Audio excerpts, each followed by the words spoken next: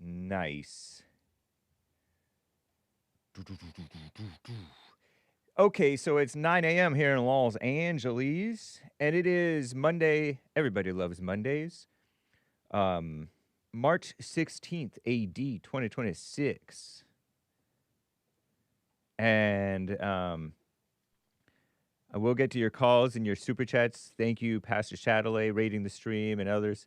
Jesse Lee rating the stream on Rumble and YouTube. I see an early super chat come in from none other than Commander Kim saying, Hake, that caller last Friday who pretended to care about the allegedly dead schoolgirls. Was he equally outraged when Iran turned off internet and massacred 35,000 plus unarmed civilians? Was he? Interesting question there, Commander Kim. I think I could probably show that right now. Let me see here. See? Hey, there it is. I am live on Rumble, and that's where we're looking at. Let's see. I'm kind of a boomer here. Well, there it is. Anyway, thank you. Oh, come on. The world. This is not good. Okay. Nice. Thank you, Commander Kim. Here, let me get myself out of the way. 35,000.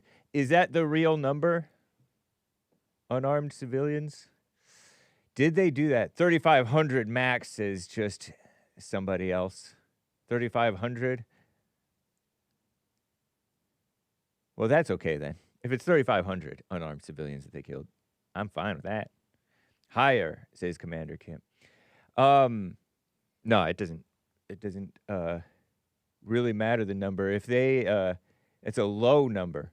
Yeah, some said it was 10,000. I don't know how long it took for Iran, and I don't know whether it was justified or not, whether any of the killings were justified, because you can kill an unarmed person and it's justified in some cases, of course.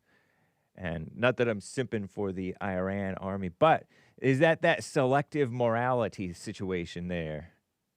I don't remember a caller pretending to care about the allegedly dead schoolgirls. Exactly. Sort of. Was that Zenny or somebody?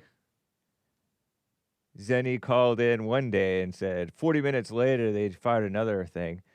And was it on purpose? Was it on accident? Was it America? I don't know. Anyway, thank you guys. Denbro says, I don't believe anything I hear from over there, from anyone. And why should I? I'm with you, Denbro. Just reading the chat there. Talking about the Iran situation and how much of a mess it is, you know? It's crazy. I will be checking out your super chats, your fan funding on YouTube as well. I did see a couple of coffees come in, Greggatron and Eric with a little tip there, YouTube tip. I didn't ask me or say what it is to play it. Didn't ask me to play it necessarily. And I haven't checked it out. Pardon me. I'm remiss. Oh, and Anthony gave one about Muhammad. Nice. Okay, so I will be getting to those.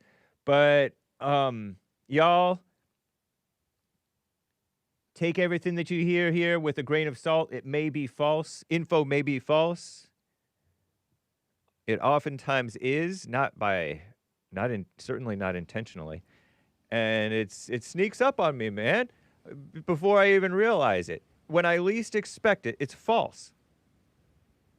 I have reported time from the New York Slimes. By the way, the attitudes here may be false as well. You know how somebody has a false presentation. So take everything with a grain of salt. Meaning, when I say take it with a grain of salt, I don't mean pretend like it's poison or whatever or something like that. No, just know Neither believe it nor disbelieve it. Well, I did say knowledge is poison. You can take that with a grain of salt, too. Neither believe it nor disbelieve it. Like Denbro. Anyway, no endorsement implied. Info may be false. And let's just have a good time, shall we?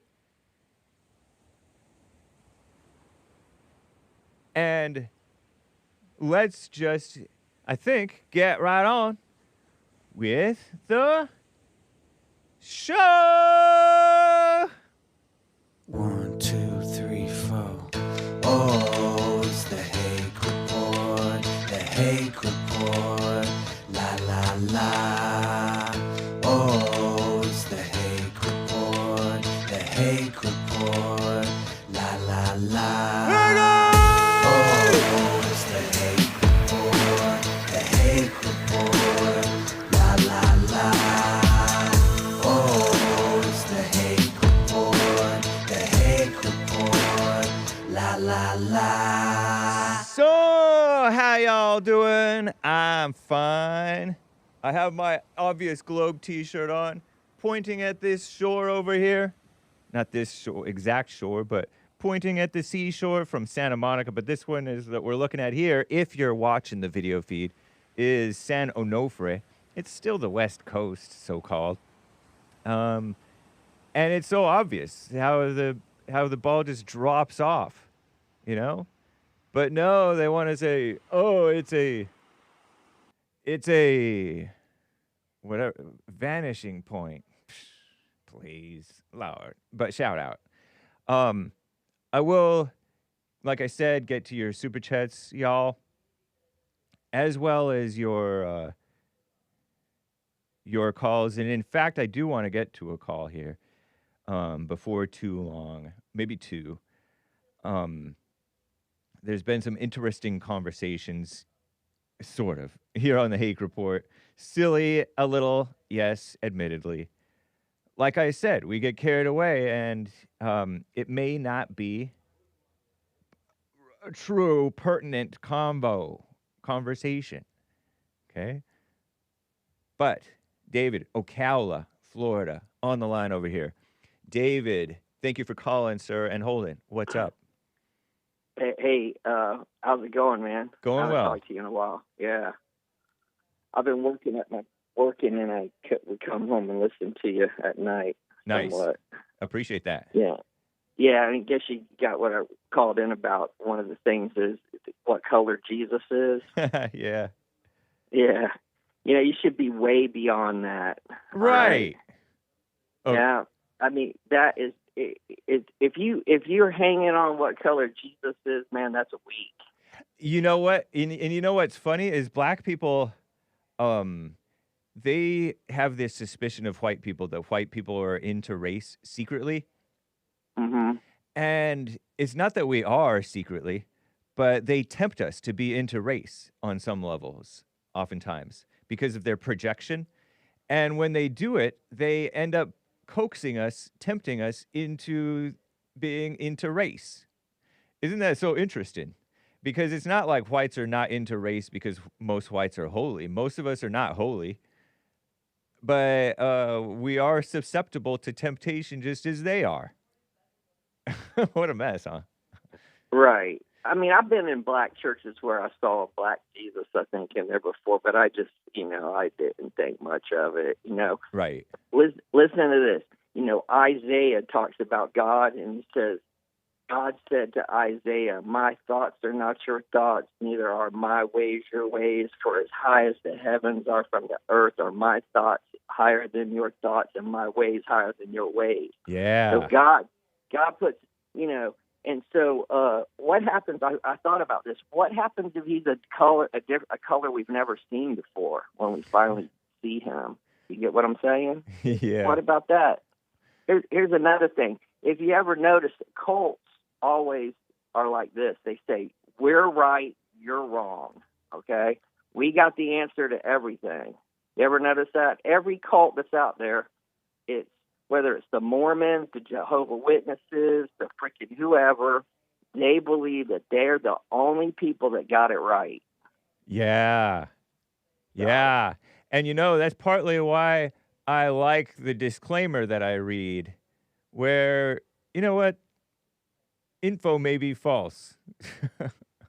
info may be false. Right. Because, there's stuff that I'm sure of sometimes, and then it turns out not to be true. Well, watch this. When Jesus was on earth, his mother, was Jewish. All right, so so he was probably brown skinned, like the Israelis were, or whatever. He probably had brown skin, man. But Yeah. that doesn't affect who he is. Right. Yeah, I know. It's so- irrelevant. Yeah, that's why God scattered all them people at the Tower of Babel. He said, "Man, get, okay." Disguise their language. He probably got sick of them. Yeah. Besides what they were doing, but anyway, if you notice that, and then we all went around the world, got scattered throughout the world, and came up with their own cultures and all that kind of stuff, right? And now, if you notice, in the last, say, 40 years, they've been trying to bring them all back together to unite as one common, like a world without borders, a one world government thing. You know what I'm saying? That's why they're flooding all these countries. They're immigrants, man, because they're trying to water down. They're trying to water down Ireland, England. Just water them down, man. Flood them with Muslims, Yeah. and then they got no strength. You see? Right. What That's do you so think true. about that? How did you switch to that? I was slightly distracted because I was, my search engine switches sometimes for this computer, and I don't know why.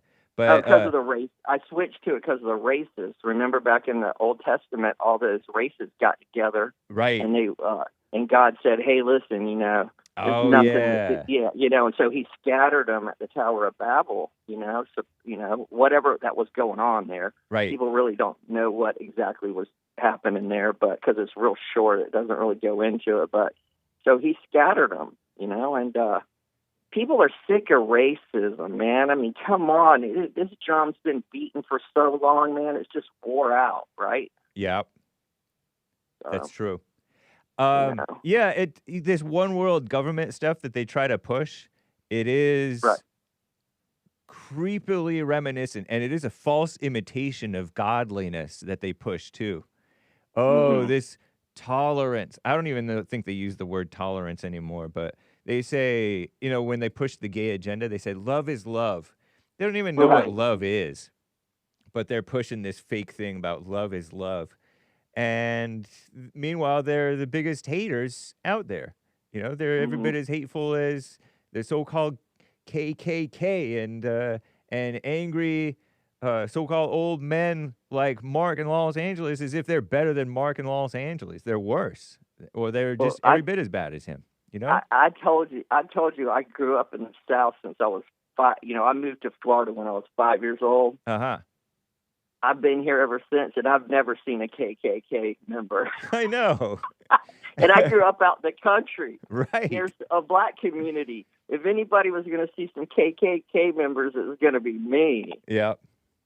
So that they're beating that drum too. Now, I'm not saying that nothing happened to Mississippi or anything like that a long time ago. I'm not saying that crazy white men in the 50s didn't burn some people's houses down or put crosses in people's yards, but it probably wasn't as extreme as they've made it out to be. Yeah. For sure. So they're just pumping their agenda, down your throat. So, and True. the Iranians, man, they're wicked, man. They're evil. They're the children of the devil, bro. They're no good. They're just. I'm not saying the women and the children, but the men, man, they're a piece of work, man. You're talking about the leadership of Iran, where they're waging this war? Oh yeah. Uh-huh. What makes you say that about them? Because well, first off, most of them are Muslim, aren't they? Yeah. Yep. Yeah. So I mean, they call it a theocracy, whatever that means, but I think that it means that the leadership is Muslim. Well, the Muslims are the most antichrist people on the face of the earth with what they say about Jesus. Okay, Really? and yeah, read what they say about him. I'll tell you real quick. They say he didn't die on the cross. They put an imposter on the cross. Oh God, it hurts my heart just to even say that. Okay, anyway, and that Allah took him. And he's going to come back, defeat the Antichrist, and then he's going to be buried by Muhammad, wherever Muhammad was buried or whatever, man. It's just, it's terrible. I mean, that's absolutely terrible because the Christian faith is all based on the cross, Jesus dying and rising from the dead. So now you're going to say that they switched dudes and put the wrong guy up there? Man, that is so wicked. You know, it makes me want to. It makes me want to like. If anyway, I highly do not like them because of that. How's that? That's and no Christian should put up with that. Okay, you get what I'm saying? No Christian should have to take their junk. Okay, and us moving them people into Dearborn, Michigan, and all that kind of stuff, man. I mean, whose bright idea was that? Yeah. I don't know whose idea it was to make them take over Dearborn, but that's crazy. That is insane. You know, a lot of people pretend like it's better what the Muslims believe about Jesus than what the Jews believe about Jesus. You know, because they're both just as bad. Yeah, because it's not true. If you're not believing the truth about Jesus, then you're believing in the false so-called Jesus. Mm-hmm. Yeah. Well, listen, I told you before, man. I don't agree with the Jewish state. Okay, I don't agree with all that. Well, in this way, I don't agree with their methods of doing things. Okay. The only thing I care about Israel is the women and the children and what's going to happen to them in the Great Tribulation. You understand what I'm saying? Okay, I'm not like super pro Israel. Okay, like they tried to. I mean, they took it to the extreme. Okay, I mean they really have. Okay, we should help them out, but my God, you know, don't go crazy helping them out. You know, I mean they can take care of themselves. They got God on their side. They turned a desert into a beautiful country. Yeah, you notice that? Yeah. Quite impressive. I mean, they have that natural talent, if you will. Well, they're blessed by God. The problem is they always went after idols. Okay, and they're still doing the same thing. Speaking of that, you had a caller the other day. I won't mention his name. He'll know who he is. Okay. He mentioned that he had a Buddha in his house. Oh, okay. I vaguely remember. Yeah, and he said he had it in there because it was a historical figure, I think was the word used, okay? Well, man, you're flirting with disaster bringing them things into your house, man, because they're an idol. I mean, that's exactly what the Jews were doing. Same thing, you know, I'm not condemning the person. I'm just trying to highlight that he might want to take that thing and get rid of it, and I'll prove it to you. I got a friend of mine that's got one, okay? He's got it in his house, okay? And I told him a couple years ago, I said, hey, dude, get rid of that thing. Like, go at least put it out on your back porch and see if your life gets better. Got what I'm saying? Yeah. He's had a lot of health problems. That's about all I'm going to say. And I can't talk to him because it was handed down. It was handed down through generations. Okay. Yeah. His great grandmother brought it here from China. So, you know, it's just anyway. Does he think of it as does he hold it in any reverence? Well, the reverence is that he got it from it was passed down from his relatives. Okay. He doesn't believe he's got a problem, but man, his life is just in disarray, man. And you know, it's just I'm like, dude, you know, you can't have this much bad luck, okay? You get what I'm saying? I hate to put it like that, you know. And he's a good friend of mine, and But hey, I told him like 3 times, okay, and that's it. I'm not going to tell him no more. I'm not going. If somebody's not going to listen to you, then you sort of got to give up. Yeah. Let them figure it out. True. So Indeed. yeah. Well, there's supposedly demonic forces behind any idol like that. Yeah, although I feel like it depends on the person who believes it or not in it. Because if you're believing in the idol, if you are worshiping the idol, Mm-hmm. or if you are holding it as any like superstition or meaning, Mm-hmm. that is more the problem.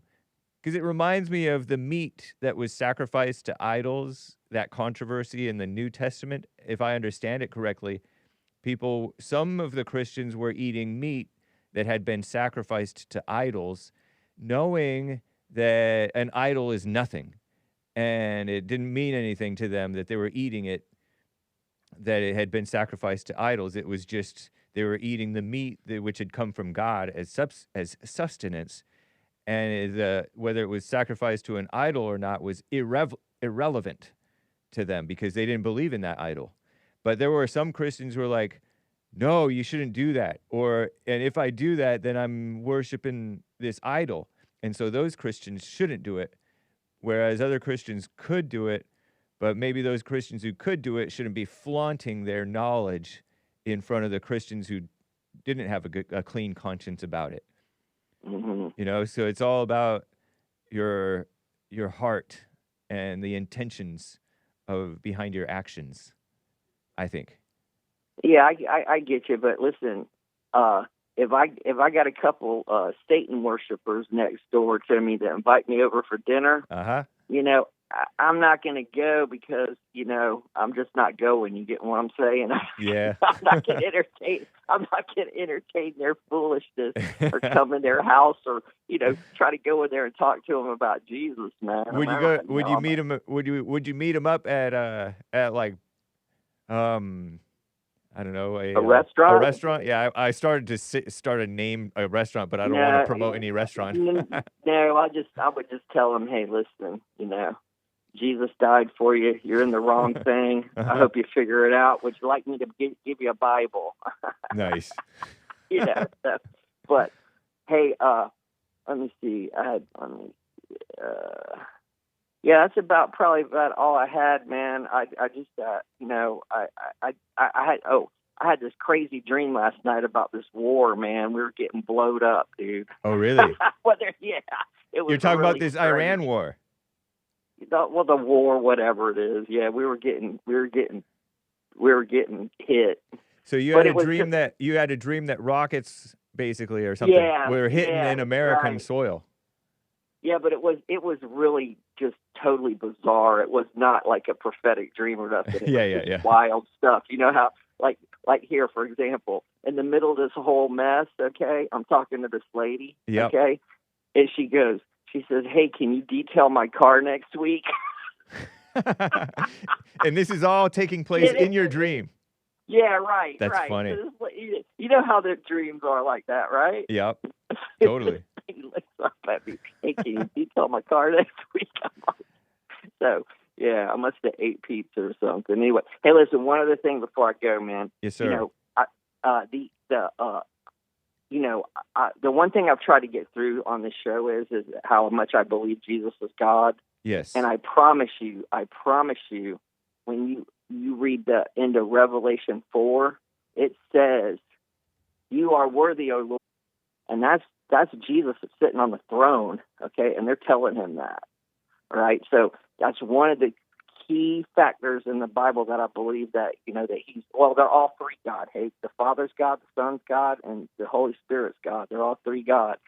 And if anybody, I know I say a lot of crazy stuff and everything like that on the show, but if there's one thing that I could get to the people is that's the main reason I've been calling you all these years is to try to reach people into looking at Jesus in a different way. Okay, you got what I'm saying? Because some religions and things like that, they blind people with a false Jesus. True. And so that's so true. Yeah. Yeah. So, all right, man. You have a great day. Keep pressing on. I got some strong storms going to be coming through here pretty soon. It's going to be raining hard. Okay, well, hunker down and be safe, sir. I Appreciate you. will take. Hey, I appreciate you. Hey. All right. Take care. All right. Later on, buddy. All right. Bye-bye. Bye. Mark, Los Angeles, California. Mark, thanks for calling. Yeah, I just want to answer Zenny before I get into what I called for. I only support Trump, Zenny, because that's all we got. I know he's completely controlled by the Jews. We all know that, even Hake. But I got to stick with him because there's nobody else.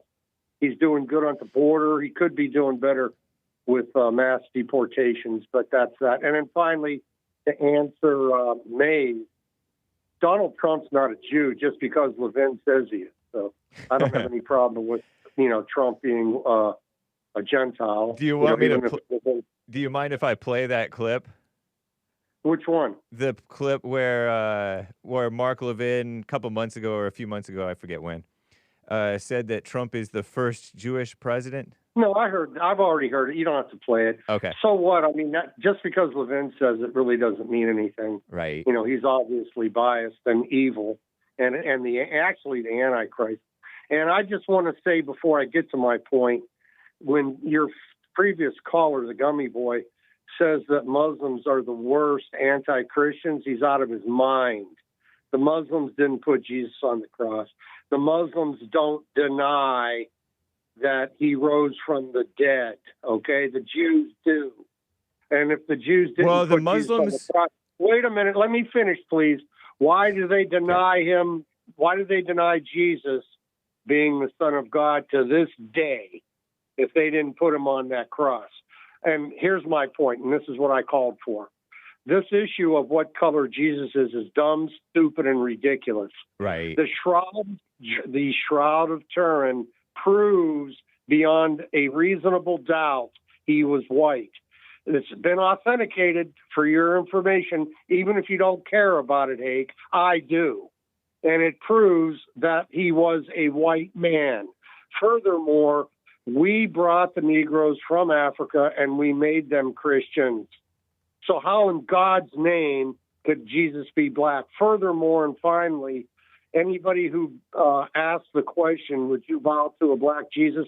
The answer is no, because one of the 10 Commandments says, thou shalt not have false gods before thee. And a black Jesus is as false as they come. So I've said my piece. If you have any questions or follow-up, I'm ready for you. I totally agree with you about the false gods thing. And I agree with you that the whole debate is really dumb and stupid. I don't know about the Shroud of Turin. It's been authenticated. Okay. It's been authenticated. Okay, so doesn't that prove Jesus is white? So we can put an end to this retarded discussion? I think Kentucky John is who brought it up. He's not even a Christian. I think regardless of the Shroud of Turin, it's a dumb topic because, as David kind of indicated, we're supposed to worship in spirit and truth, not in color and race. Okay. Uh-huh. And so it's irrelevant. The question it's dumb because it's irrelevant. Sure. Yeah. But the question was brought up by, I believe it was Kentucky John or Alan. Yeah, Kentucky John. He said, he asked Alan that, would you bow to a black Jesus? And Alan was stunned. I said no right away. Right. I wasn't stunned. Yeah. I know. See, the problem. And you're right about that, because people are, by focusing on his color, and these blacks, they're worshiping their blackness. Well, they're hellbound anyway. But when you see the Shroud of Turin, whether you want to believe it, whether you want to pretend like it's not to be believed, it's there. It's been authenticated. Case closed. You couple that with the fact that we brought them here as slaves, and we gave them the Christian religion. Oh, right. How in God's name could Jesus be black? This is just, I want to feel good about being black, so I'm going to say outrageous things. Yeah. That's really all that is about. Yeah. So, you know, but yeah. But Let me think if there's what anything. about, are you not biased? So doesn't it please your ego to say that he was white? No, the Shroud of Turin proves it. My ego means nothing. The Shroud of Turin ends the argument Nice. of what race he was. But what do you say to this, Hake? Okay. The fact that we brought the Negroes over here as slaves and introduced them to Christianity, does that mean anything in this argument to you? It is pertinent because they were not into Christianity down wherever we got them from. No, they worshipped idols. Yeah, wherever they came from. Yeah, they were into other stuff, and that's like I think the Israelites admit, the Black Hebrew ones who think they're Israelites, they admit that they were sold into slavery because they forgot about God. And that's what happens to all of us who forget God, is we suffer. Well, if I'm not mistaken, didn't the Muslims sell the slaves to the Jews? In many cases. And then the Jews sold them to the American Southerners? Isn't that the way? I heard that, yes. Although there were probably other Christian buyers of slavery direct, and I don't know what all. But yeah. You know, but the point is, the only reason I bring it up, this should erase any doubt in anybody's mind that Christianity is a white man's religion. Even if you don't want to accept the Shroud of Turin, look at the history of black and white and religion in this country. Uh-huh. You know, the black people who became Christians after slavery and stayed with Christianity, the communists found a weak spot in that black Christian church, and they used Martin Luther King as their agent to promote integration and communism and race mixing. This can all be documented through Chad O. Jackson, and they've actually used Christianity to help destroy America. You know, the blacks did through integration, and you know, the Martin Luther King approach to society. He was pro-communist. He was for the Vietnamese in the Vietnam War. King, well, he wanted us to leave that war, which he had no right to have any influence on that. He wasn't an elected official. He was just, you know, a professional agitator. But it shows where he was coming from. He was very anti-conservative. He was very anti-Christian, even though he called himself one. He didn't believe in the divinity of Jesus Christ. And I didn't mean to go off on this tangent of King, but since we're talking about religion and Christianity and race, I thought it was relevant to bring, you know, him into this, at least that far. Uh-huh. But anyway, yeah, Zenny is your best caller. I'm also going to shout out to William III. He's good.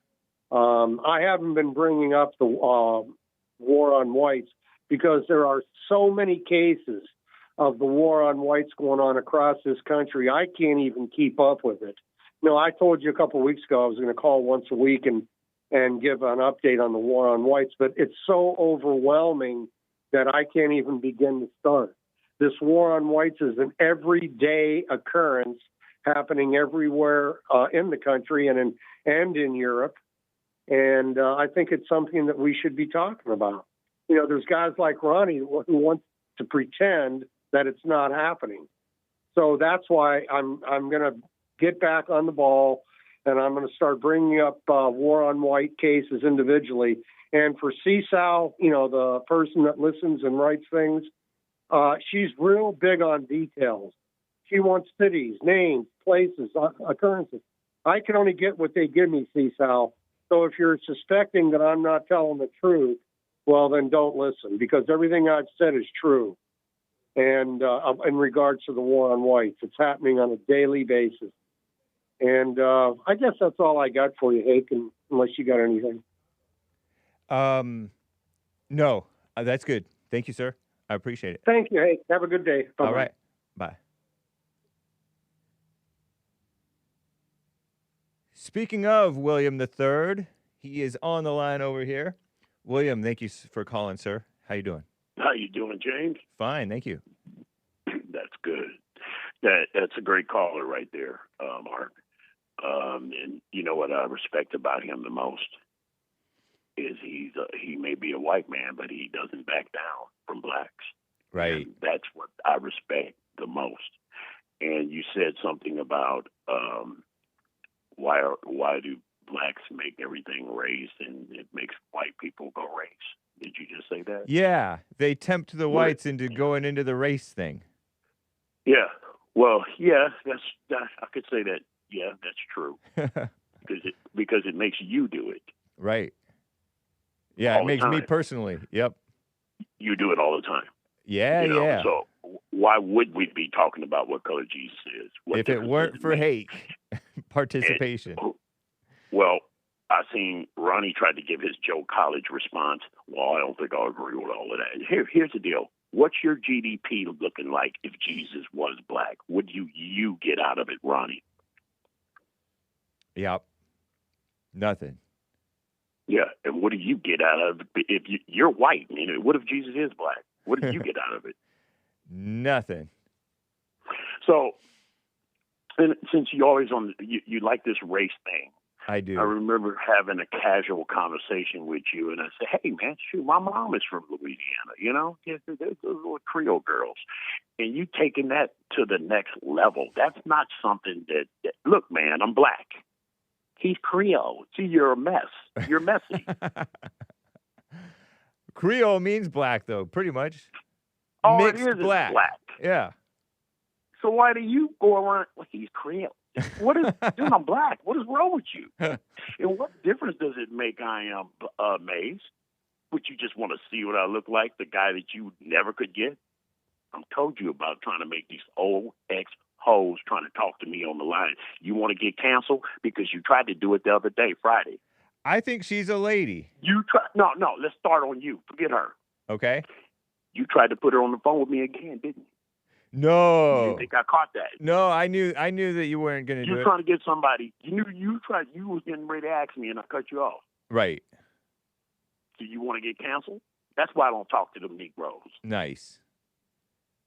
Trying to have some respect for you. Right on. You don't want to hear me talking to them. Yep. Go to a different podcast. I'll talk to you. Nice. That's Yeah, right. we'll You talk can call Krishawn the Dawn, Maze of the Misfit Nation. Go there. Yeah, you'll get to talk to William then. Yeah. So no, I don't. Look, dude, stop trying this. Right on. It's not working. No, I really didn't want that. I already knew. Give me some respect. Yep. I've told you how many times.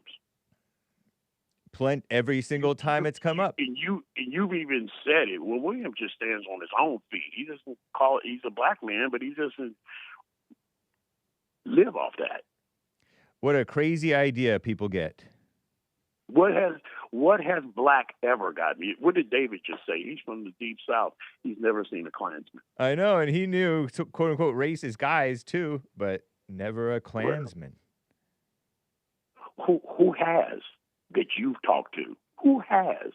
I only know people who are like I knew, being on the radio. Like we'll invite different guests onto the show, and sometimes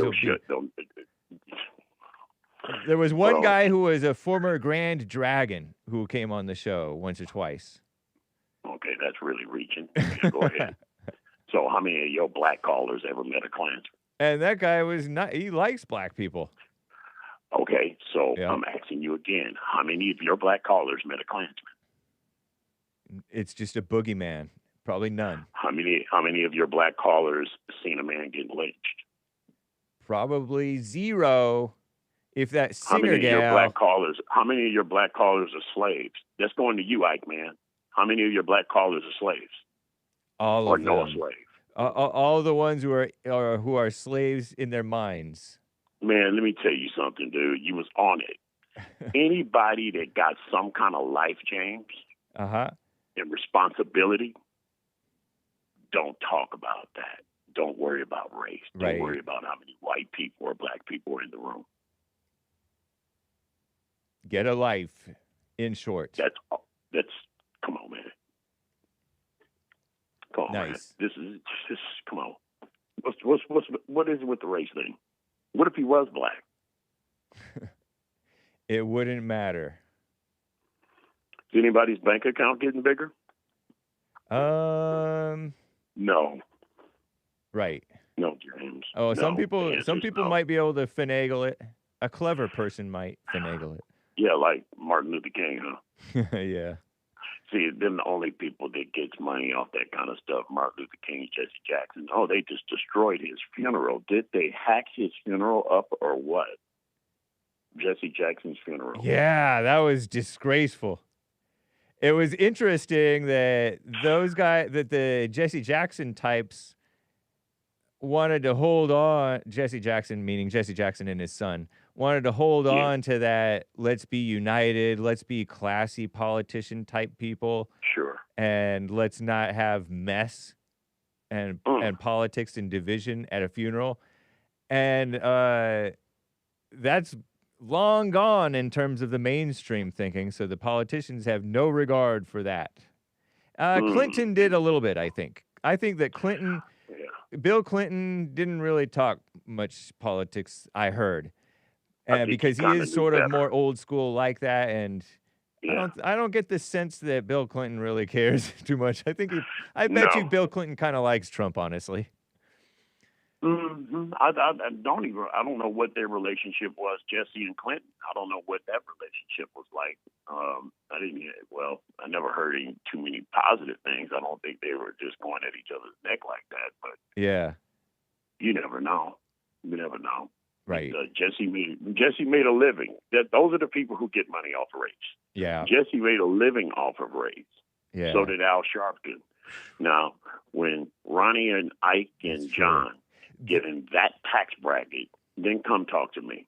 Because I don't see anybody making a profit off any of this stuff. You talking about something to make yourself feel good. Jesus was black, really? Right. What a mess. Harriet Tubman. Who cares? Talking about this Jesse Jackson funeral. Yeah. I noticed, and I wonder if the Jesse Jackson's son, I don't think I respect him on some level. Jesse Jackson Jr. I'm talking about, not Jonathan. I respect him on some level for saying none of these presidents knew my dad, but and don't do this at the funeral. Right. I would respect a son if a son said that about if I had a son, and he said, "Don't come to my funeral and do that." I would think that people should respect that. Yeah. And I don't agree with all. Jesse Jackson, I never liked him, but I mean, it's just his funeral, and if his son says, "Please don't do this," I think that they should have granted him that. Chris, Rock, or was it Chris Tucker? Chris Tucker. I mean, that didn't look too good. He didn't have a good look at the funeral either. I didn't know Chris Tucker spoke over there. He spoke? He was there. He spoke. Really? Yeah. You're talking about Rush Hour, Chris Tucker with our Jackie Chan. Yeah, Michael partner? Jackson's best friend. Yeah. Oh yeah, he was friends with Michael Jackson too. Christmas, don't sing. I think I saw a clip of him being asked if he went to Epstein's island or something like that, because he kind of knew Epstein. Maybe he's like, oh no. But I was wondering if Jesse Jackson Jr. kind of threw Bill Clinton under the bus when Al Sharpton actually was a worse offender in terms of talking politics and mess. Al Sharpton did wrong, and Al Sharpton was standing right behind him. And in the clip that Jesse played last week, Lee Peterson played last week on his show, Al Sharpton kind of went and sat down out of the background as Jesse Jackson Jr. was saying, "We heard 3 presidents who didn't know my dad because they talked politics." But I don't think Bill Clinton talked politics. I think Jesse Jackson Jr. was scared to criticize Al Sharpton, but he wasn't scared to criticize, because what's Bill Clinton going to do to him? Nothing. Bill Clinton's such a nice guy. Who do you think has the ring now that Jesse passed away? Who got passed down to be the underboss for the blacks now?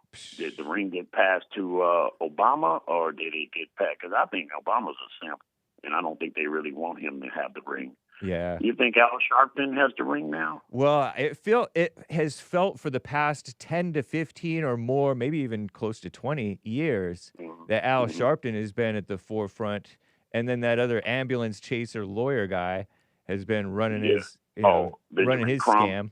Yeah, Benjamin Crump. Yeah. Those guys have been scamming for a long time. Jesse Jackson Sr. had been out of the public eye for the most part since. I don't think he's getting the ring. He's not going to get the ring. Yeah. Crump and Sharpton sounds like they'll probably be the ones. And Crump thinks he's slick. I know he's trying to get in politics. I know it. That's interesting. Well, I mean, they enough money. They are a legion. It's a legion of black false leaders. There's all these Black Lives Matter agitators. Yeah. All those the three females who came up with the slogan. Right. And it's so I almost honestly felt like Al Sharpton's kind of old news and has been for like 10 plus years. He still runs his mouth, he still shows up, but he doesn't have pull. It's because they're all thinking like that now, and worse. Think he lost the fire when he lost weight, Little Al? Yeah. So which one was better, Big Al or Little Al? Both evil. No signs of repentance. You know what else is funny? I'm gonna get off to is that I noticed everybody that people really love people that are successful to fail. What difference does it make if it's called a war or a conflict? You just want William to be wrong? That's the same thing they do to Trump. That don't do nothing but make me feel like I'm doing just fine. Yeah. That's good company. Why is all of the people that want him to fail and want to say that Iran is beating the United States in the Middle East right now, why are they all liberals and Democrats and Canadians? Interesting question. The question. Hmm. How could you want your own team to lose out of spite? Yeah. Because you don't like the coach. Interested. Who think about that? Who's something to chew this? on. I don't know where you're getting your news from because they're absolutely mopping the hell out of that situation over there. But why would Americans want their country to lose when their country is winning? Yeah. People want to be right more than they want what's right. Oh yeah. They want to feel like they're right. That's that question you said. You want to be right or you want to be what? What do you say? I forget. I forget. You remember we had that? You want to be right? Something. Or alive? Do you want to be right or do you want to be alive? Like that. Yeah. You're dead right. Yeah, dead right is crazy. Yeah. You know, I mean, you'll take your right to the grave, even though it's wrong. I appreciate it, William. Well, it's fun talking with you. Take care, sir. man. All right. All right. Bye.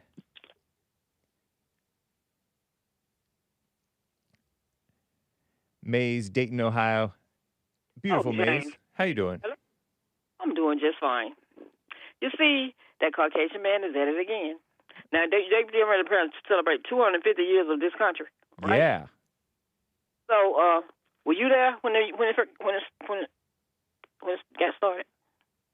In spirit, I was. Oh, so if you know, you don't have to be there to know about it, to know about it, you don't have to be there, right? Because you're going to celebrate the whole 250 years, right? Yep. So you tell that Caucasian, I don't know what class he finished in, but he need to get it together. Because all he want to do, is it you or we or I? It's all in them. Them meaning you're talking about somebody that's not the same as you. Right. So why is it always them when it comes to black people? Because a lot of you guys separate yourselves from the rest of us. Yes, no. You know what's the problem is? What? The DEI, non-DEI people, screwing up the country and the world. The non-DEI, who's messing up the country than what it is? You got rid of all of the regular other people. A lot of different people. Oh, yes, put that on you. Tell me why we don't want our country to lose. If your country doing something wrong, why would you be involved in something where somebody losing something? That makes no sense. And then again, now I heard two military men on here talking. There's William Numbers, I think it's 6, And the one that's 90 years old, 80 years. What is his name? Alan out of Michigan. No, not Alan. The black guy that I always talk to. Stephen out of Maryland. Those two can tell you what they did in the military. And the one that hadn't been in no military, always talking about fighting and don't have a clue about what's going on in the military. We ain't talking about his daddy wearing a suit. We talking about him wearing a suit. So he don't know nothing about war, but he always want to talk about it. So sometimes when you find people like that, I'm in your head now, I'm going to stay in now. When he said that if he talked to us, that you will be shut down, I don't think so. He'll be shut down because he belonged to the Klan. So why don't he get Mark's card and share it with him? We know in Klansmen, when we hear one, didn't have to be there, but history speaks for itself. Huh. And when it comes to Al Sharpton and all of those people, what did that got to do with him if he wasn't there and wasn't participating and they got no money from him? Explain that one, James. Ask your question once more. What does Al Sharpton and whatever those people, Obama and those people want to do, what does it got to do with him? And that messing with his everyday life? Is it? No, but... in other words, doing nothing but spreading hate. Because every day he come on here with an agenda. He talks about something off the wall, and then he turn around and talk about black people. He can't talk to black people. He can talk about them that he knows nothing about. And that was not a funeral the day that Bill Clinton and Obama and Biden spoke. It was not a funeral. If he was black, he would know that. It was a celebration of life. If he were black, he would know that? That's right. He sure would. Because it was a celebration of life. The funeral was the next day. Get it? Right. Well, didn't you know that? No, I didn't know that. You're a CWP. You didn't know that. What's the difference between a celebration of life versus a funeral? Yes, that's the way black people do it. A funeral is a traditional, often, but is it true? Now, okay, tomato. I don't like saying tomato. That sounds hoity-toity. When did black people start calling it celebration of life? Some of them call it awake, and some of them call it celebration of life. Awake is usually you can see the person, right? You could just go. They do it before the funeral. That was not the funeral that it was speaking that day. The funeral was on a Saturday on CNN, on C-SPAN, I think it was. Now, you're saying celebration of life is also known as awake, but this one says celebration of life is often, usually later, oftentimes post-cremation. They was having it because there was people that knew him and know about him was talking about him that day. Now, what do you think about the fact? Answer my question. Did they have two funerals? Maybe, did they have 2 days? That's what I know you don't know. When you're talking to other people that don't know what they're talking about, you need to listen and tell them to give you some evidence. I'm giving you evidence. He ain't giving you nothing but a bunch of lip service. And what does money got to do with? No, but you're just bringing up some Maze. You're just bringing. He can tell you. And you should know for yourself. Why would they have 2 days a funeral for 2 days? Because they're black and they want to go big. Really? Where was this celebration of life? Was it in Chicago? What? Was this so-called celebration of life in Chicago? It sure was. And so, I was inviting them there. Was inviting them there to just walk in there just because they wanted to, because they thought they had so much power that they just go take over the people, what they were doing, or what they invited. They were invited. Thank you. So were they invited? Were they invited? But were they invited to talk about politics, or were they invited not to talk about politics? Was he a politician? Was he doing the thing politicians were doing? Were they answer my question, Maze? Because him and Bill hung together. Bill know more about Bill know more about him than the rest of them probably, because they were hanging together. I agree. Bill knew it. Bill knew him better, and Bill did not. I don't believe too much anyway. And according so what to his AI, son had to say. I didn't listen to it. Talk about politics. Now they were invited not to talk about politics, right? I don't know what they were invited about. You talk about everything. Oh, nuh-uh. Oh, okay. So you're not aware. You're not aware. Junior asked them not to talk. Because he didn't get a part, and that's what Junior mad about. He didn't get a part, and so he's upset. Maze. Well, what would you do? Maze. What? Jesse Jackson Jr. said did not in get a advance. part. Maze. Jesse Jackson Jr. said in advance, don't talk about politics.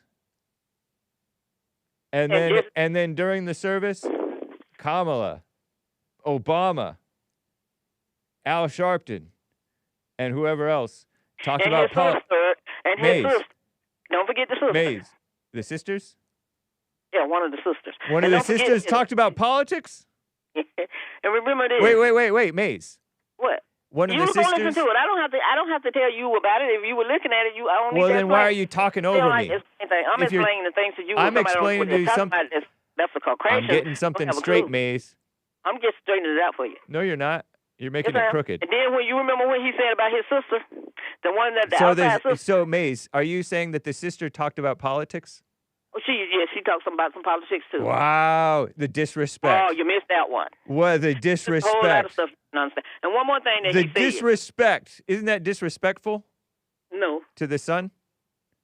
I'm gonna give you one more thing that It's you forgot. not disrespectful, Maze, What? to talk about politics when the son asked not to. Junior, What is- it's maybe not the just son might some not. random Jonathan. Well, what is It's the mother- it's the what is- literal in it's agree the with what you literal were saying. Jesse Jackson the second. What I'm saying, James. And is you're that when quibbling he about, oh, it's And what not did a he tell the funeral. media? It's I'm a saying, well, what did he tell a the- celebration of life.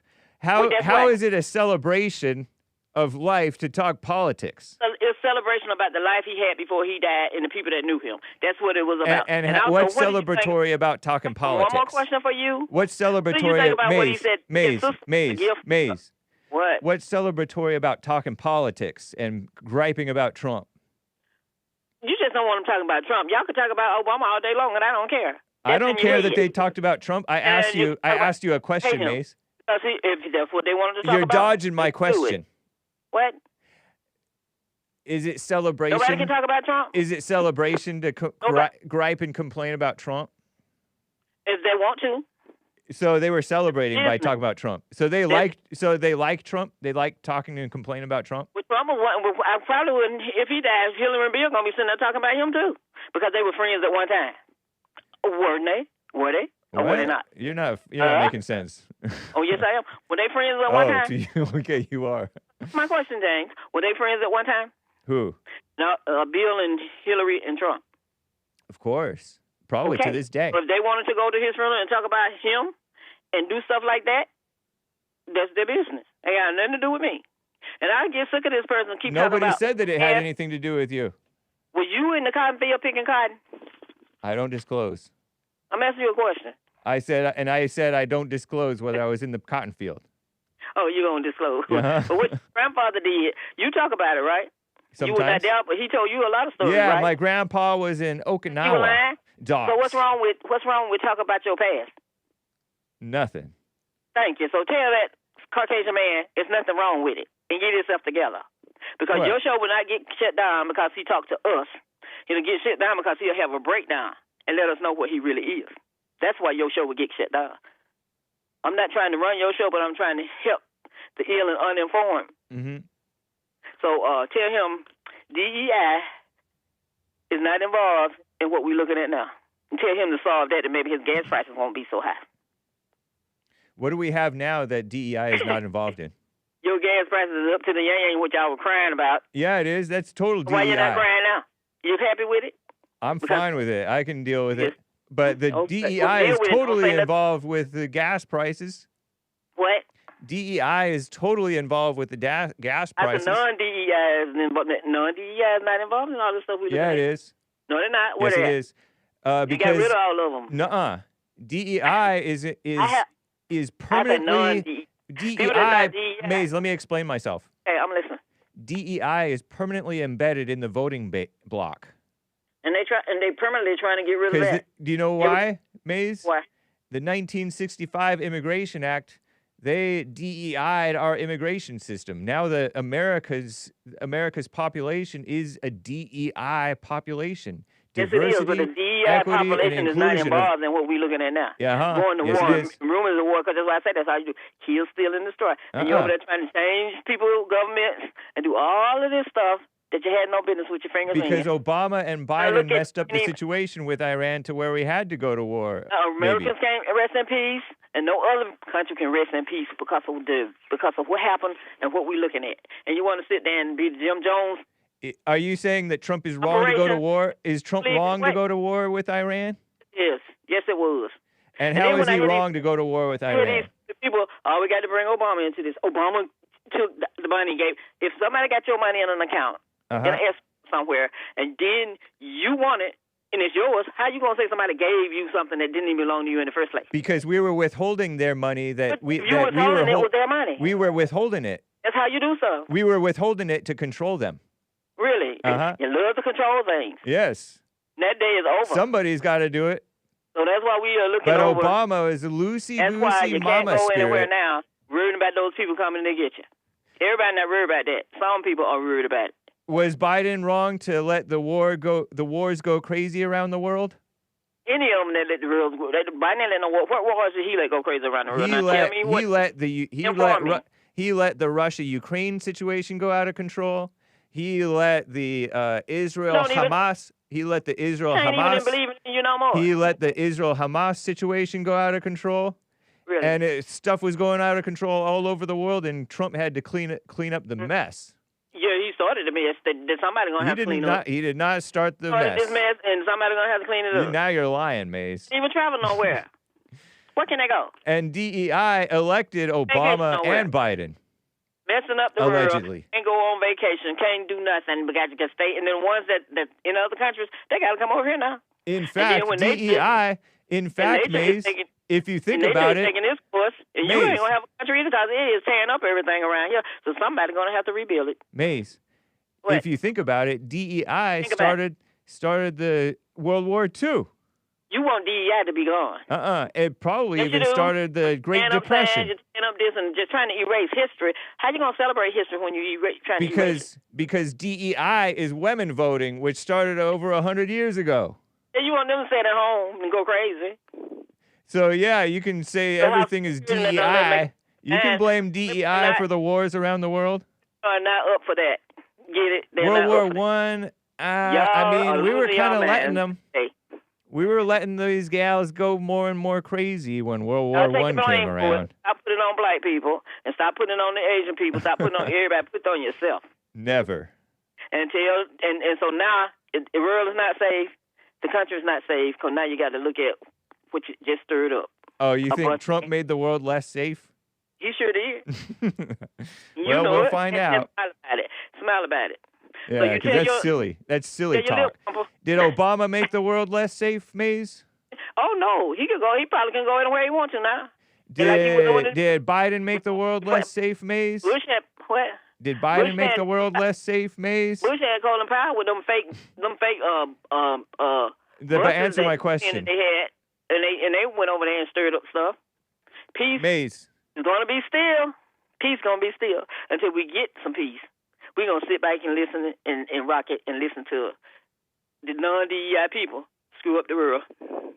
Whatever. Gas prices, your food prices, your electric prices, all this stuff is out of whack. And you got this nut on here talking about you wasn't there, you wasn't a slave, and we wasn't this and we wasn't that. And it's 250 Isn't that years. a great point? Forget about this 250-year celebration then, if that's the case. That's dumb. Did we forget about it? No, you only want to remember. He's encouraging you guys to get a life, Maze. So you don't have nothing to do with it. So Maze. I'm listening. He's encouraging you guys to get a life and appreciate rather than complain and gripe. We have a life. We can complain about what we want. You can complain if you want. That's not a life. We play taxes just like he does, and we want to travel and do different things and stand in one spot and sit up and cry like a woman. Most of you guys don't pay taxes. What? Most of you do not pay taxes. You get taxes back. Where'd you get that from? Do you live with most of us? Uh-huh. Since when did you start living with us? Well, I live with the people black adjacent, the Hispanics, and they get their tax refunds. Your brother married. They're in line every year. They're in line every January to get their tax refund. They don't pay taxes. Are you kidding me? We pay taxes just like. Oh no, you pay taxes. You don't know, because I don't disclose. So we got just as much right to speak as those that don't pay at all. Not true. You don't have a right to speak. Do you own property? I don't disclose. You know Jesse do, so don't he pay property taxes? Maybe. Oh, maybe. So it look like Jesse own more than all y'all do. From the looks of it. All right, Maze. He got a house when he was 20-something years old. Follow his directions and maybe you'll be in the same footsteps he's in. And tell Babbermouth to get real and stop complaining about Ronnie because he's jealous. Envy don't get you nowhere. Have a good one. You too, Maze. Take care. Lord. We're past the top of the hour, guys. Alan in Michigan on the line here. Alan, go ahead, sir. Whoa, that was quite a round delay. Yeah, between you what a and mess. Maze. Actually, David from Ocala mentioned, and I'll admit it, I have a Buddha statue. Wow. But think about this. I'm looking around my living room right now. I've got, I live on where my property is at, or I should say the government's property is at. There are hummingbirds, and I feed them every year. So, I go in this antique store. Oh, there's a little statue of a hummingbird. And I've got 1, 2, 3 statues of hummingbirds and all kinds of birds, but I don't worship them. And think about this. In the temple, the tent of the tabernacle of the congregation, the curtains and everything had, not carvings, stitchings or of angels, and there was a lot of decorative elements. Didn't mean they were worshiping them. Yeah. Also, the Temple of Solomon and later Herod's Temple, Solomon's Temple, according to some scholars, says it was the most expensive building ever built. And if you read through the description of what went into it, I can well believe it. And Herod's probably was up there too. And the descriptions of Josephus and other historians at that time, golden grapes around the top of the temple and all the decorations. And remember, even Jesus did not condemn the disciples. Remember, they were walking around the temple area, and they said, "Oh, look at this beautiful artwork." They had columns and Greek influence and Roman influence. And Jesus simply said, he said, well, in 3 days, I can tear down. He was referring to himself, of course, but he never condemned them for admiring the artwork of the temple. Now, in Islam, you want to really be strict on images. There were no images in early Islamic art. It was all calligraphy. And if you go back to some of those that are still standing, the ancient or old Muslim temples or worship places, they had beautiful calligraphy set in semi-precious stones and things like that. So they really were strict. Now, in my house, I'm looking around. I've got paintings. I've got little statues of stuff, memorabilia from different things. I've got a 3-tiered table with a bunch of tchotchkes on it. That's Yiddish for dust collectors. But I don't worship them. Now, the problem is when we make these graven images, and it talks about, you take the wood out of the forest, and you ask a workman to carve it into a god, or you take silver. And that was the problem they had, of course, in Ephesus when the silversmiths saw their living being threatened by Paul's teaching of Jesus Christ, because then people started leaving the temple. So you don't need the temples. You don't need the little figures of Diana. And it was threatening their business. And that's always the way it is. That's what's happening in America. Christians, and I'll put JLP and ministers I know, they're threatening the system, and guess what? They get angry, just like they got at Jesus. Because what did they say? If we leave him thus alone, all men will believe, and the Romans will take away our place and our nation. In other words, they didn't want to lose the money and the power, which was enormous at that time. Remember, they're at the center of the trading world. Even today, I guess you call it the crossroads of the world. And they were tremendously wealthy, and they saw a threat. What they do? I just reading through John. They not only wanted to kill Jesus, they wanted to kill Lazarus, who he raised from the dead, just to get rid of the evidence. So, okay, so much for the Buddha thing. Moving on, Mark had some good things to say, and I think he made a remark about when the blacks were brought over, and that was certainly wrong. However, it was expensive to have a slave. If you ever look at what the prices of a good slave were, you're talking about the price of a car today. They were expensive, and you're not going to bash and whip your car and mistreat it. You're going to try to take care of it. Now, of course, there were bad people that abused their slaves and slept with the women and stuff, but it was generally fairly rare. Yeah, this idea of when the whites first came to Africa, I'm not going to say poor native, but these natives, they were completely naked, many of them, shoeless, no metal work. They had wooden spears, if that. Okay, yeah, you're looking at it. Okay. Yeah. Yeah, it was expensive. Well, of course, now cars outrageously. I'm talking a normal car. A normal car, $20,000 to $25,000, which is quite expensive, honestly. But yeah, that's about what it is nowadays. I think if it's new. Exactly. Yep. Exactly. And they came to a continent. They went down there. These people they were savages. They had no civilization. They didn't create anything. They were living pretty much off the land. Thankfully, it was warm enough. They didn't have a winter to contend with. Right. So when the whites came in, they introduced them to ironwork and weaving. And these blacks that are so proud, and they should be, of their African ancestry with these beautiful robes and things, and they are quite spectacular, and black fashion, whatever. This was from the whites bringing in these fabrics and looms, and when they brought in the most valuable thing for a black was not a sword made of iron or steel, it was a pot to cook food in. That was the real valuable stuff. Now, of course, over time, many of these tribes adopted not only Christianity, not completely, of course, but they certainly prospered from the technical and improvements that were brought in by whites. Yeah. And that's what we do. That's our job, is to bring civilization and raise the standard of living. Pretty interesting, man. And you're referring to what went on over in Africa itself. Right. And I'm sure although I think it will happen, there'll be separation of the races.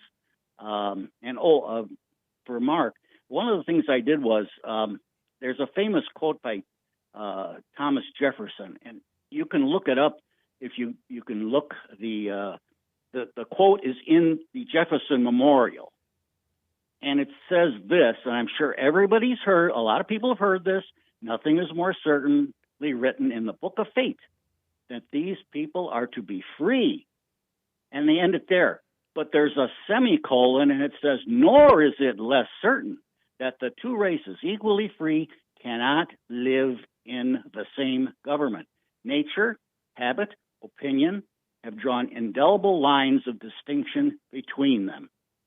So that's my personal view, is segregation doesn't work. It's separation. We must separate. And I believe in the years to come, probably after I'm gone to room temperature, this is going to happen. And you can see this already happening now, where blacks are saying, well, we need, in our universities, we need separate black organizations and areas we can have our meetings in and things like that. Hey, go for it. Why can't whites have that too? Yeah. Interesting. Yeah. So anyway, I bloviate again. Well, I appreciate the input, sir. Yeah, well, for what it's worth, and you can make the disclaimer. What is it? Info may be false. Info may be false. I neither condemn nor endorse. Right. And I don't even represent myself. You do that. Right. Well, that's what you have. The Hake Report is, I always say, the Hake Forum. That's right. People can call in. Yeah, and I enjoyed William the Third. Oh, you cut out there. I'm sorry. There's a lot of intelligent black people. They should be the rulers, not these grifters like Jesse Jackson and Al Sharpton and Reverend Wright. These are not their true real leaders. Right. And rulers. I know blacks that are fantastically better at leadership for their people. And let's face it, ever since this, I'm 80 years old, blacks haven't done any better under these grifters. True. Which neither have whites either. Yeah. Anyway, I'll leave it there, and people can call in and bash me if they want to. Thank you, sir. I'm like an armadillo, cast stones at me. Okay, they bounce off. Right on, man. Thanks all for taking my call. All right. Take care. Bye. BRANDI, before I get to your super chats, y'all. BRANDI in Hawaii. How you doing, BRANDI? Thank you for calling and holding. Hey guys, morning. Morning. What time is it over there? Now we've sprung forward. So are you 3 hours behind now? Is it 7:15-ish? Yep. Okay. 7:16 now. And I'm kind of liking it. I can call you guys. Nice, because it's still an hour earlier. Yeah. It's 1 hour. It's a full hour earlier for you now. Mhm. And it's spring break right now, so I don't have to do school right now. So I thought I'd call in. I heard there's been like storms and lava spewing and all kinds of stuff hitting Hawaii. Parts of it, of course. Yeah. Yeah, the volcano went off the other day, and then we got hit with a storm, which they're calling it, a Kona low or something like that. But it's like a hurricane. Yeah, I we saw got all kinds of I wind saw like and rain. a house like kind of collapsed into a little ravine or something with the water or something. Yeah, all kinds of buildings are falling over. That's and trees crazy. And yeah, a lot of roads are closed down because it's flooded. It's a mess. Yeah. Were you anywhere around those fires, or did you see the smoke or breathe the smoke at all? A few years ago, whenever that was. No, that was a different island. Okay. No. So I you didn't didn't have to even. deal with it, Could you thank God. see the smoke in the distance at all? Oh no, it's too far away. So your islands are like further away from one another than like Catalina is from our coast. I think some of them are kind of close, but yeah, it's like a 30-minute to a 45-minute flight, depending on what island you're going to. Okay. Wow. So The that's not Hawaiian too bad. Islands. Yeah, I like it here. Nice. Shout out to William III. I was laughing. I was dying on Friday. That was so funny. What was he doing that was so funny on Friday? He was going off on Maze, and then Maze was next. I was cracking up. Nice. So I think that people are making color an idol. You guys are worshiping colors. You guys are arguing over what color Jesus is. Yeah. You're going to get in trouble for that. He's going to be like, you guys are idling colors. I think you're right about that. Arguing. I think that anytime I think it's just like we're worshiping the ego, because anytime you get sucked into an argument, it's because your ego's attached. You know what I mean? Yeah, you guys are ridiculous. It is what color he ridiculous. is. That's true. And you're Not saying like you guys. you, 'cause you're not arguing. It sounds like you're probably lumping me into it. No, not you, because I mean, you don't really care what color he is, and most of the I don't, but I'll colors get that call pulled into in an argument don't. about it. So I don't know. Like maybe there is some hang up over there. Yeah, terrible. that caller earlier that was talking about his baby dying and how the mom was making the ashes the idol. It totally made me think of what we're doing too. Yeah.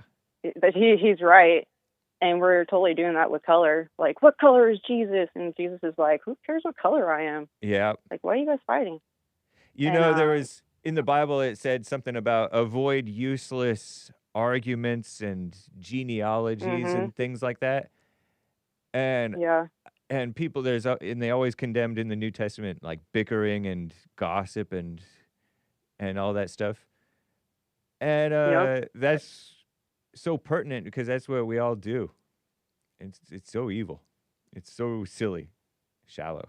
That's also what it says about being married somewhere. I think Paul talks about it. It's like better to not be married or not to kind of divorce your wife if she's bickering at you. That's pretty much what it's saying. Oh, huh. Yeah. I know I'll that find I that know that somewhere. it does say don't try to force them to stay. If you have somebody who wants to leave, let them go. Say you're a believer and they're not a believer, then let them go. But if they're fine with staying, say you're a Christian and they're not, and you've already been Yeah. married, you already did wrong, but just and they're willing to stay. But if they want to go, let them go. And then he also he Yeah. did warn that a married person is concerned with pleasing the spouse, the husband or the wife, and whereas the single person is supposed to be anyway concerned with the things of God. And so it's kind of like a warning. Hey, there's all kinds of opportunities for this idolatry, concerning yourself with the things of the world, and the marriage I think itself is one of them. I think it also says that it's better for a man to sleep on the roof than inside a house with their coursing wife. Yeah, I think I that's mean, in the maybe Proverbs. maybe that's my biblical answer to the sleeping on the bed or sleeping on the couch. That's The funny. man sleeps on the couch than dealing with the wife. Interested. And that is so true. It's not usually the wife that kicks him out. He's just like, whatever, I don't want to deal with you. I'm sleeping out here. Yeah. So true.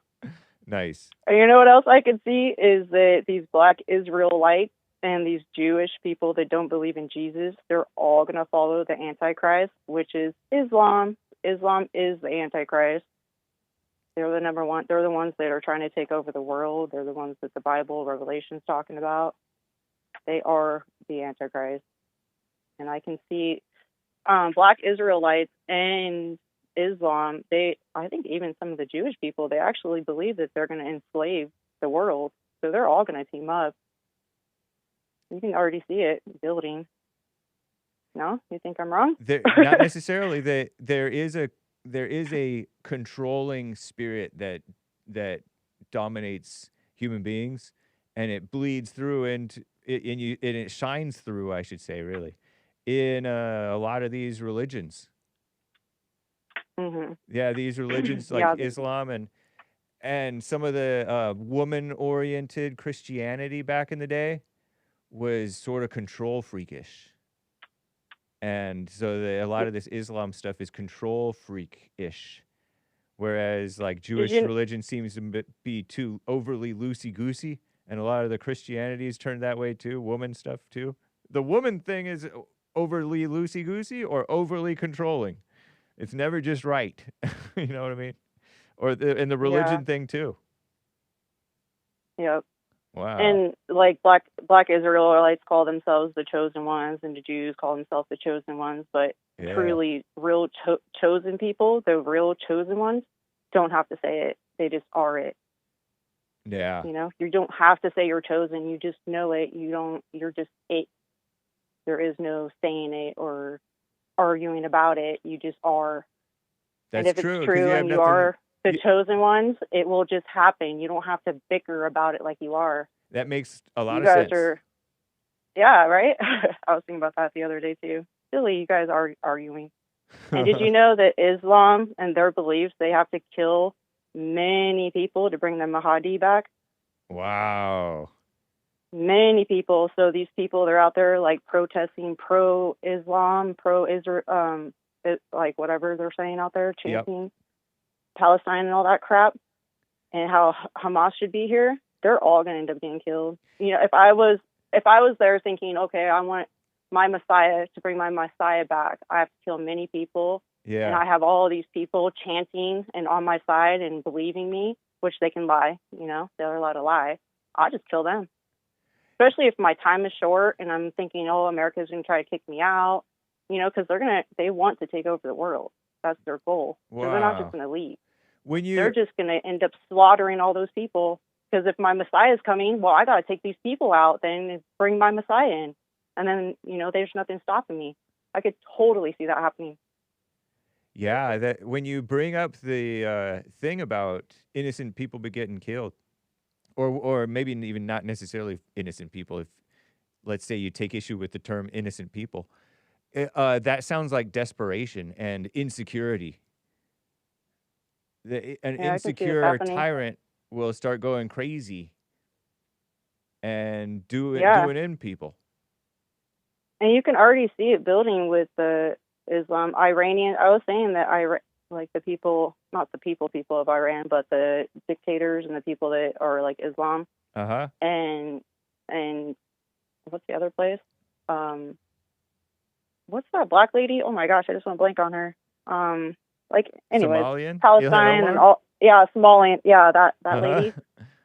They're all gonna like team up because they all believe the same. They all believe they're gonna enslave the world and team up together. And then after they take down everybody, then they'll start bickering about upon each other. Yeah. On who's supposed to be running the place. It's basically communism all over again. That's what I heard happen with communism. Is like they teamed up. All the evil people teamed up together. The weak evil people and the strong evil people. And then the strong evil people are like, okay, we're done with you, weak people. And then they just did them in. Because I'm pretty sure that they turn on one another. I'm pretty sure that Islam joined with Hitler, which I'm not even sure if I believe the whole Hitler story anymore. But right. The Islam will team up with whatever is destroying because that is what their goal is, to bring the Messiah back. Huh. So it's just going to keep repeating. Even if we take him down, it will come back. It's like what is it in the Bible? It says that the head was wounded. Let me ask you real quick. Do you believe that Islam is the Antichrist, or do you believe that they are an Antichrist? I believe they are the Antichrist. Oh, wow. Yes. I think of them as just being another example of the Antichrist spirit that's in us, in people.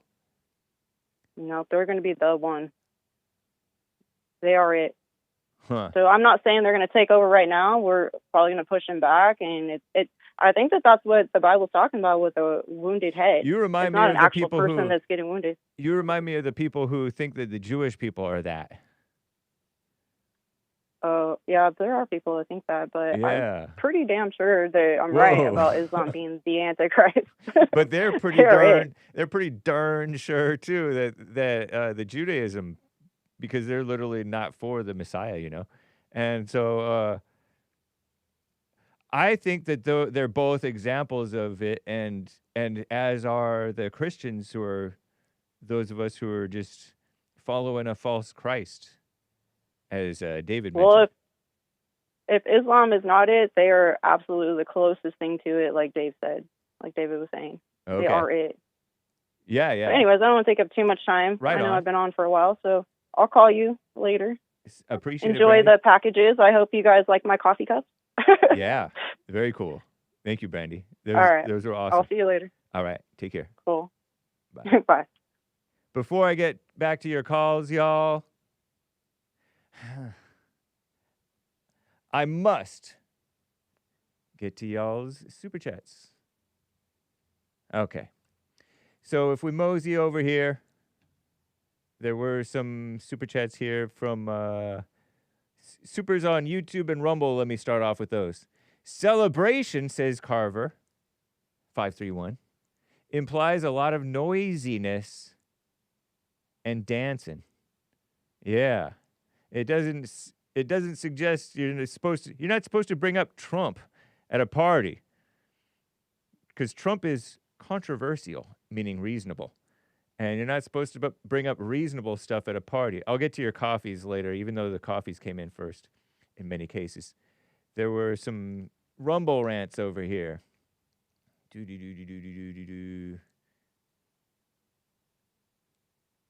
I'm finding them. Commander Kim says, talking about black Jesus is as R-worded. Don't say this word, kids. At least not in school or polite company. Arted rete as talking about flat Earth. That means that it's going to be talked about on the Hake report. That's funny, Commander Kim. Please, let's move on. Like, does a piece of paper make you an American? What does it mean to actually be an American? To me, being an American, and I don't remember where you said this, Commander Kim, so I don't remember what you wanted us to move on from, or me to move on from. I missed your chat at the time of this super chat, this Rumble rant. But no, a piece of paper does not make you an American. Being an American, to me, in the poetic sense, right? My poetic, if you will, like at heart, if you are an American at heart, you believe in the freedom of speech, the freedom to tell the truth, especially that type of freedom of speech, not the schmornography stuff, okay? And not the communism spouting stuff. Although an American won't be over the communism thing. Let's move on. You believe in the Second Amendment, the basic right to carry awesome guns, including rocket launchers and tanks and A-bombs and nuclear weapons. It's a basic right of all Americans. I may be overstating it, okay? It's poetry, right? Info may be false. But I'm serious about the First and Second Amendment. You have the spirit of the freedom of speech, the spirit of allowing people to discriminate against you and allowing yourself to discriminate against others. Righteous discrimination, ideally, but allowing for unrighteous discrimination. Say your girlfriend doesn't want to talk to you anymore. You grant her the basic right of discrimination. It's part of being an American. It's a free country. You're like, can I sit here? And the girl says, it's a free country. And then she wants to stop talking to you. It's a free country as being an American. Same thing with the blacks and the whites not wanting to talk and get along or sell homes to one another and stuff like that. We're Americans. Hey, this is America. We're Americans. And also I argue, Commander Kim, that if you love Trump, you're American. That's why Bibi Netanyahu is American. Anyway, and if you hate Trump, you hate America. Now, there's a lot of people who think they're America first, and they've started to hate Trump and slander him. It's because they have been disconnected from their true American spirit within them. They've become disconnected from the Holy Spirit within. And so they are Americans still. You know, there's a couple of liberals who I consider American. Dylan Burns, I consider him American. And that one guy, Michael Tracy, he's a liberal, sort of. But he's American. He's not Christian, but he's American. He's not like a Jewish person. But shout out, there's Jewish people who are American. So it means that you love America. And you were born here to Americans, ideally. Or you took that oath to America when you swore in your naturalization process, and you actually live it. It actually meant something. It's not these naturalized citizens who end up doing the terror attacks and say Allahu Akbar, and their siblings are Hamas, and they're anyway. So that's my best shot and an answer. What is an American? Supers, Rumble, Rants, American. Okay, moving on. Anthony bought a coffee. Hey, Hake, you mentioned that you were going to ask Omar, third rail with Omar, who I say he's sort of Americanized, if Muhammad was black or not. Big smile grinning. I think that's a grin. Yeah. FYI, under Maliki, Shafi'i, and Hanbali Sharia, the Sharia states that Muhammad was not black. I wasn't going to ask him if he's black, but what color was he? What race was he? Because I kind of like that they didn't allow you to depict Muhammad so that there's nobody fighting over Muhammad's color necessarily, right? I don't know. And whoever says that Muhammad was black should be done in. By done in, I mean like killed. Ooh. Sorry, kids, ladies, faint of heart. That's the Sharia states. He was not black, and anyone who says that he was black should be killed. Okay, I'm not going to say he's black. I added the original fatwa and jurisprudence ruling below for potential detractors and defenders to reference. So this stuff is optional to read out loud, but you can screenshot this. I'll put it here for you to screenshot, y'all.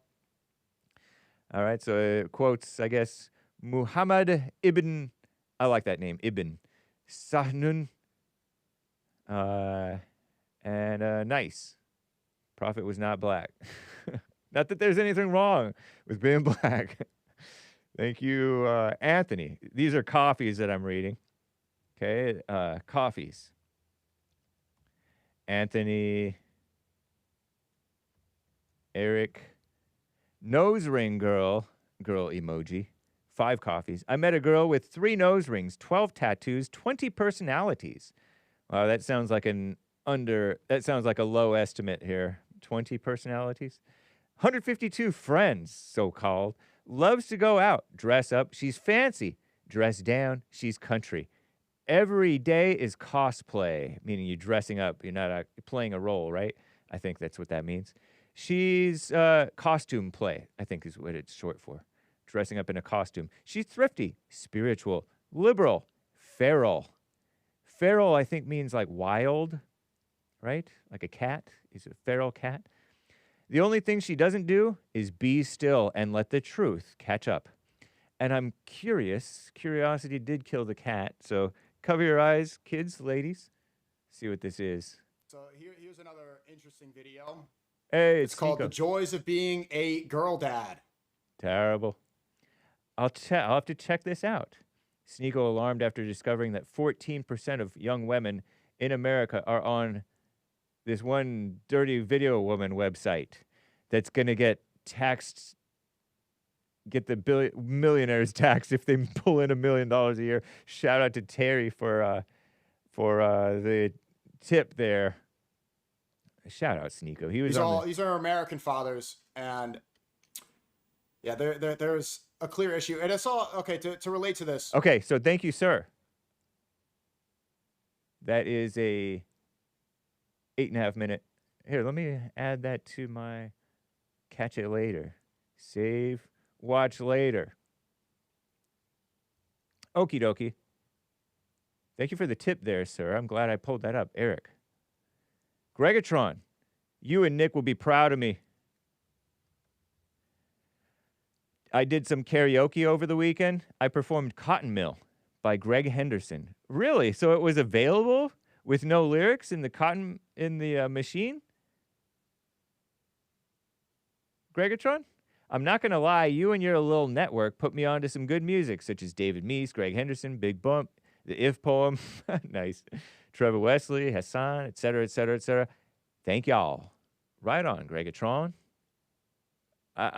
Did you record it? Greggatron, what's up? Chris, Hake, how do I send you pictures of the hail from tornadoes in Illinois? It was biblical size hail. I didn't know that there's hail in the Bible. If you can send it to my chat, formerly known as direct messages, DMs, you know? Okay. Because I get these different tips from Rob and NorCal and others. Look, there's one. Whoa, whoa, whoa, whoa, whoa. Yeah. That's how I feel about it. Anyway. Okay. Cesar or Cesar. So you can DM me the Hake Report.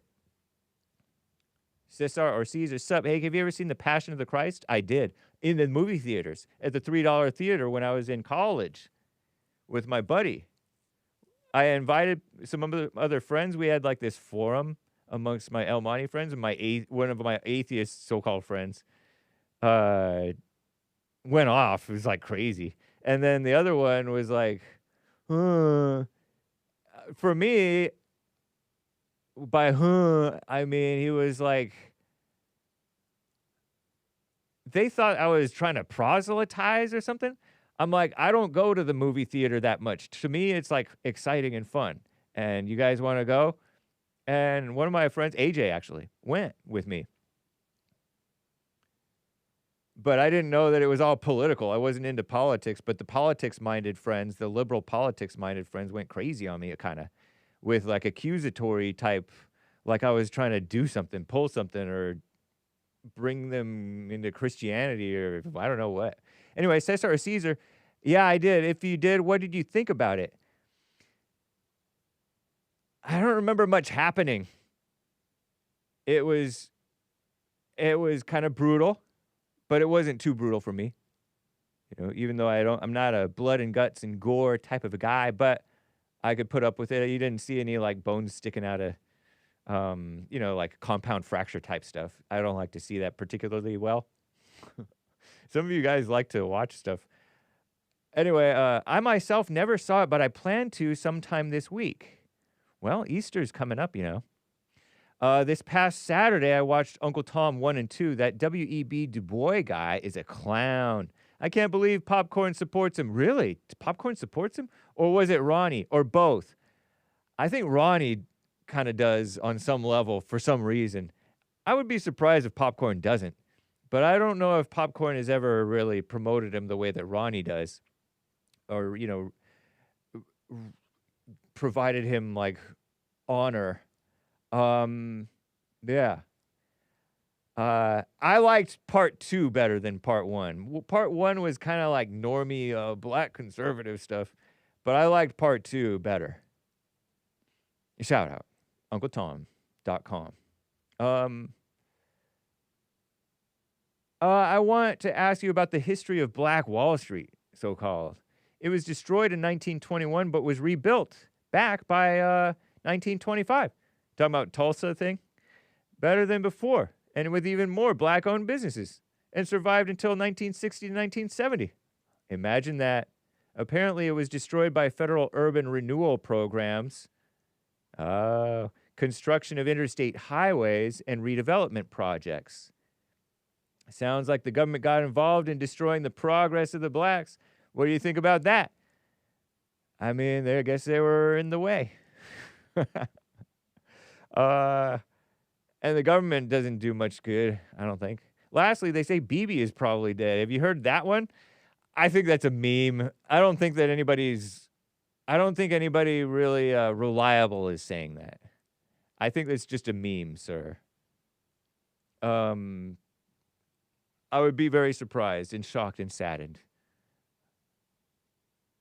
I would be tempted to talk politics at his celebration of life. Have a great weekend, everyone. Oh, this was Friday. Okay, yeah, I only saw that over the weekend. Them saying, oh, and then somebody said, oh, he's not dead. He's delivering my DoorDash.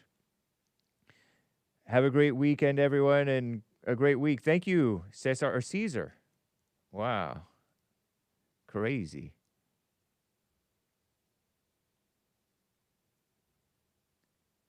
Popcorn. Yet more coffees, y'all. Okay. Popcorn, I wanted to highlight 2 quick exchanges as it relates to the quote-unquote dialogue around DEI.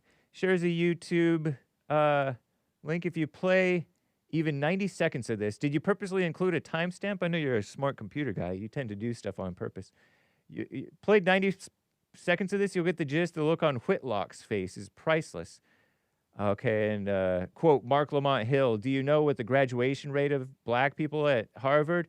Jason Whitlock, confident it's probably pretty low, which is why they should be going to HBCUs where it's much higher. Marc Lamont Hill says between 98 and 99%.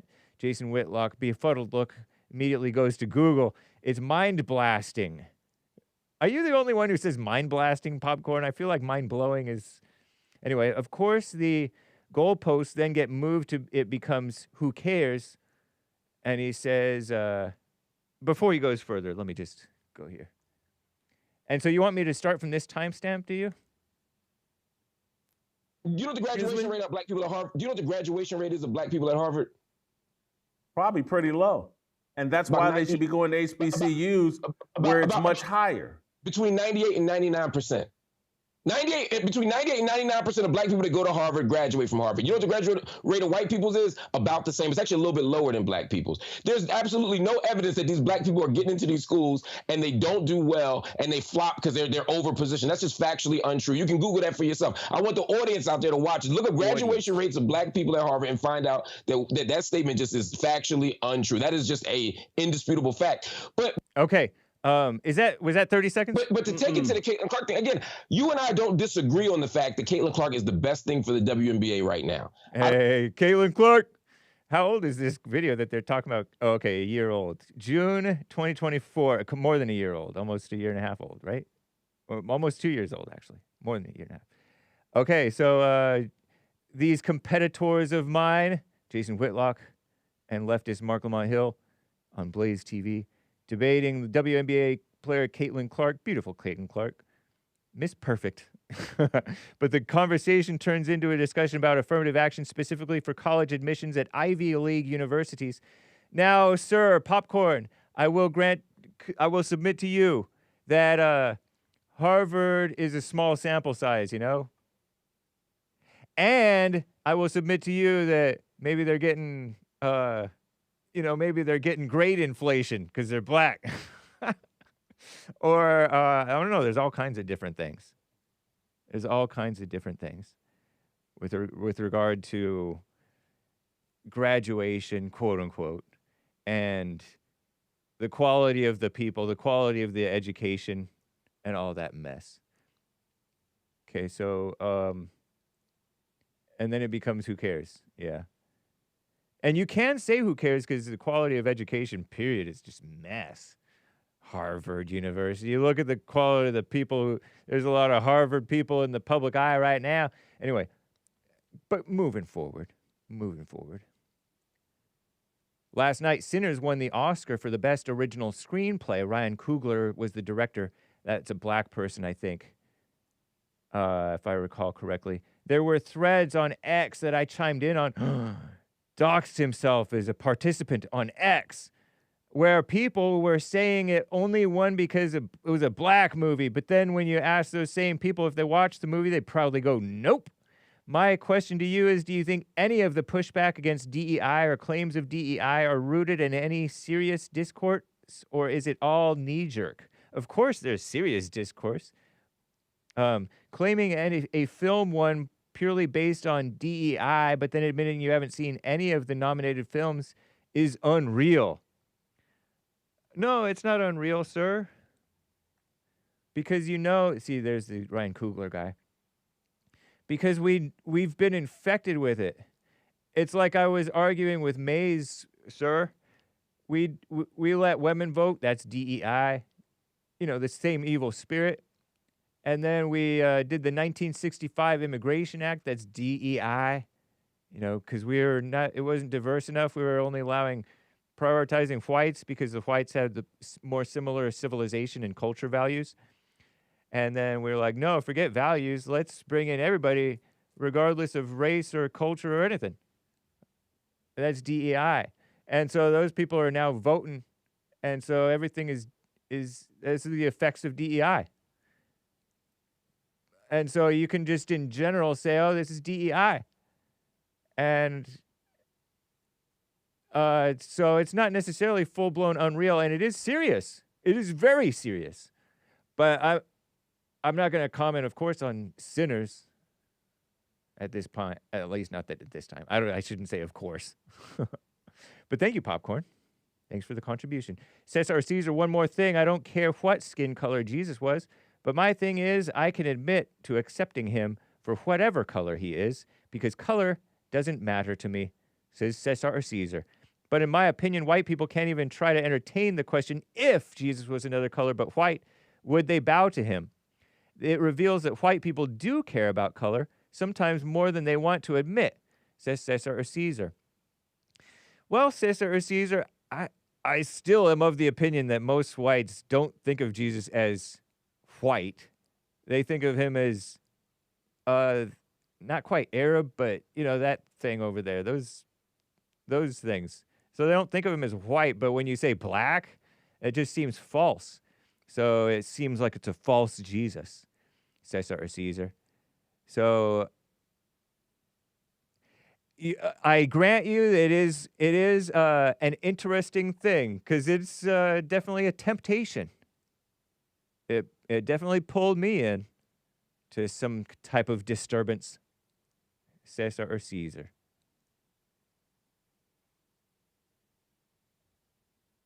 But don't be too quick to judge because you may be jumping to a false conclusion there, sir. Leave it blank in general there. Carver bought a coffee on Jesus and color. Carver. Oh, okay. Harvard and sinners. Sorry. Carver. Hey, Hake, I find it a little suspicious. Yeah, Carver. That the more Islamic influence grows in America, the more popular it becomes to hate Israel. Indeed, that is a fact. It's just a fact, Jack.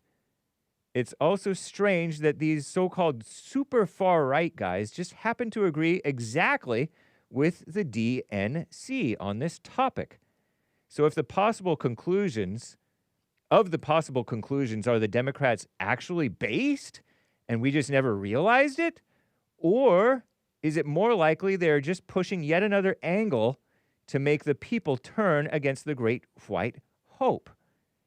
That would be our greatest president, Trump. If I'm remembering correctly, we were supposed to hate Trump because he is called neo-Ns fine people. Oh, he called neo-Ns, neo-Nazis, fine people. But now we're supposed to hate him because he loves Israel too much. Maybe you can help me clear this up, but it sounds like the machine just wants us to hate Trump whether he's coming or going. Yeah, Carver, yeah. And you'll notice, Carver, that's why I say I differentiate between facts and truth. Because there's guys who can spout facts, but they're not of the truth. And so, you know how the Bible says, speak the truth in love? But there's people speaking the quote-unquote truth, they're speaking facts, in hate. And that's what this argument about Jesus and stuff, and arguments about this or that, flat earth and all that, people are hating one another. And so you can, so communists will literally switch sides on a topic, or, you know, human beings will switch sides on a topic, Satan will, and repeat the quote-unquote facts that you're more likely to accept and use it against you, using the facts against you to turn on our greatest president. Yeah. Now, there's people who are disagreeing with him, but even though they sound really harsh, they're not actually turning on him, in my opinion. So, nice.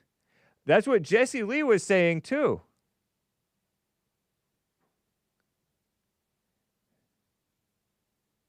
Trump and Israel. Great to hear from you, Carver. Appreciate that. And I have only like a minute, so let me get to none other than Frederick. Oh, no! I'm such a boomer. Frederick, I hung up on you out of Los Angeles, California. I'm literally a boomer. I don't swear because I'm a Christian, and we're not supposed to swear. But I for real, that was an accident, sir. Well, y'all, this has been the Hake Report. I thought we were going to hear Frederica. He calls himself Rika for some odd reason. I thought we were going to hear his beautiful voice. But alas, this has been the Hake Report. Catch American Anchor Baby. I'm kind of glad I didn't get to him, honestly, so I can paste Anchor Baby, his links into the chat and send you guys on over there. And any remaining Super Chats, peace in the Middle East, or at least in your heart. Adios, America. Take care. Bye.